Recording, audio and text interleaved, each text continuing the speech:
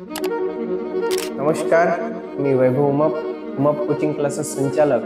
मागील व्हिडिओमध्ये आपण रेपो रेट म्हणजे काय त्याबद्दल माहिती घेतली होती।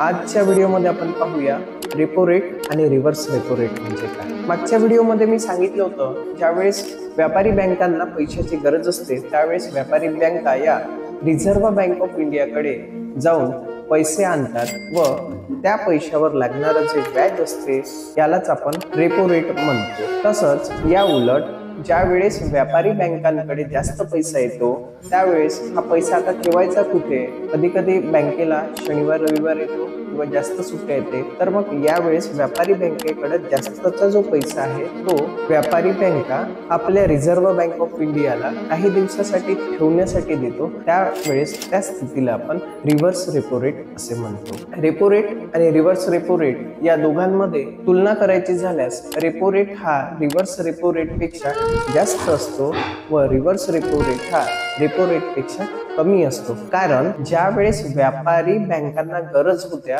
त्यावेळेस व्यापारी बँका रिझर्व्ह बँक ऑफ इंडियाकडे गेल्या, पण रिव्हर्स रेपो रेट मध्ये प्रत्येक वेळेस भारतीय रिझर्व्ह बँकेला पैशाची गरज राहील असं नाही, तर कधी कधी पैसा चोरीला जाऊ नये, चोरी होऊ नये असे अनेक कारणे आहे ज्यामुळे व्यापारी बँका पैसा परत रिझर्व्ह बँक ऑफ इंडियाकडे ठेवतो, त्यालाच आपण रिव्हर्स रेपो रेट असे म्हणतो। धन्यवाद।